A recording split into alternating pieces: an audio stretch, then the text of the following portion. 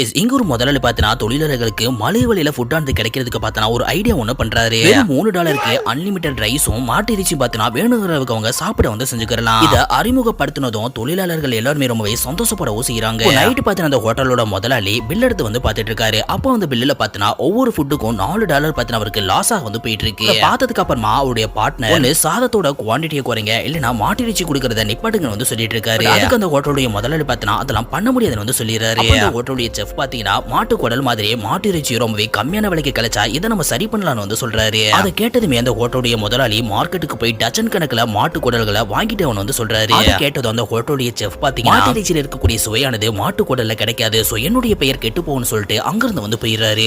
ஹோட்டலுடைய முதலாளிக்கு வேற வழி இல்லாம அவரே பார்த்தனா சமைக்க வந்து செய்யறாரு. சமைச்சது அந்த ஹோட்டல் ஒர்க்கர் சாப்பிட்டு பார்த்துட்டு ரொம்பவே டேஸ்டா இருக்குதுன்னு வந்து சொல்லிட்டு இருக்காங்க. இவன் அதை சாப்பிட்டு பார்த்துட்டு இனிமே டேஸ்ட் கம்மியா இருக்குதுன்னு சொல்லி மாட்டு எலும்புகளை பார்த்தனா அதுக்குள்ள போட்டு சமைக்கிறாரு. இப்போ அதோட டேஸ்ட் பார்த்தா வேற லெவல்ல வந்து இருக்கு. இப்போ அடுத்த நாள் தொழிலாளர்கள் எல்லாமே பார்த்தா அந்த ஹோட்டலுக்கு சாப்பிடுறதுக்காக வராங்க. இப்போ அந்த தொழிலாளர்கள் எல்லாமே ரொம்ப டேஸ்டா இருக்குதுன்னு சாப்பிட வந்து செய்யறாங்க. அடுத்த நாள் இவங்க கணக்கெடுத்து செக் பண்ணி பார்க்கும்போது இருந்ததை விட கொஞ்சம் லாபமானது அவங்களுக்கு கிடைக்க வந்து செய்யுது. அவருடைய பார்ட்னர் இந்த லாபத்தை வச்சு என்ன பண்றதுன்னு கேட்கவும் அதுக்கு அந்த ஹோட்டல் முதல்ல பார்த்தா நமக்கு லாபம் கம்மியா கிடைச்சாலும் கூட தொழிலாளர்களுடைய வயிறானது நிறைய வந்து சொல்லி அந்த ரெசிபியை பார்த்தா அப்படியே கண்டினியூ பண்ண வந்து ஆரம்பிக்கிறாரு. இந்த வீடியோ உங்களுக்கு பிடிச்சிருந்துச்சுன்னா சேனலை மறக்காம சப்ஸ்கிரைப் பண்ணுங்க.